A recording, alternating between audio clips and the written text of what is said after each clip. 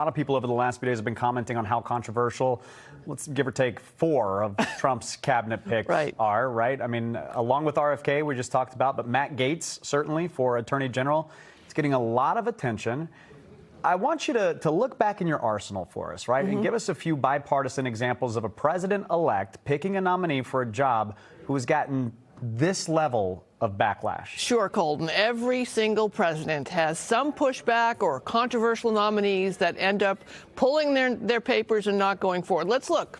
No recent president, though, has had as many controversial nominees as Trump has right now, and he's not even done yet. So let's look at the unsuccessful nominees of presidents past. President George W. Bush had 2 controversial nominees over 2 terms. Linda Chavez, she withdrew her nomination for Secretary of Labor. It was revealed she had given money to a one-time undocumented immigrant who lived in her home, and he had Bernard Kirkic.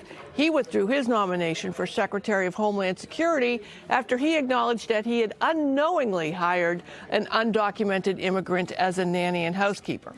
President Barack Obama, he had 3 controversial nominees over 2 terms. Tom Daschle, and he withdrew as Secretary of Health and Human Services over $140,000 in unpaid taxes, and Bill Richardson for Secretary of Commerce due to a federal grand jury investigation into pay for play, which later was cleared.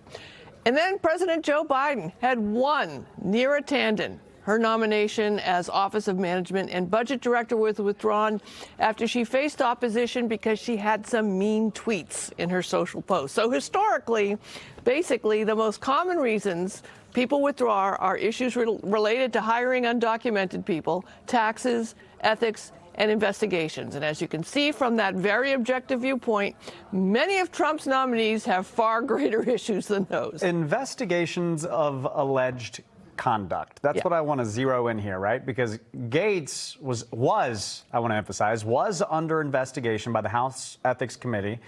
It may be related to allegations that he did drugs, he had relations with teenagers, but because Gaetz resigned from Congress this week, that report, it just sort of goes away before it can come out.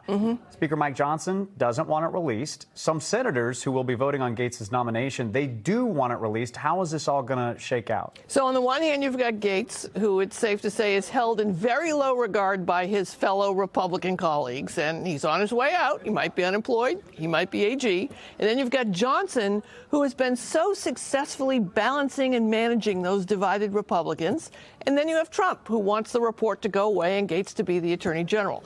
Trump isn't going to get all of his nominees approved. So the Republicans will have to pick who they really don't want to move forward. If the report isn't made public, I wouldn't be surprised if it gets leaked. All right. Sue, as always, thank you. And of course, don't forget, everyone, you can tune into our political show At Issue every Sunday morning and catch Sue, Corey Smith, and Matt Pritchard. It airs at 11:30 immediately following Meet the Press.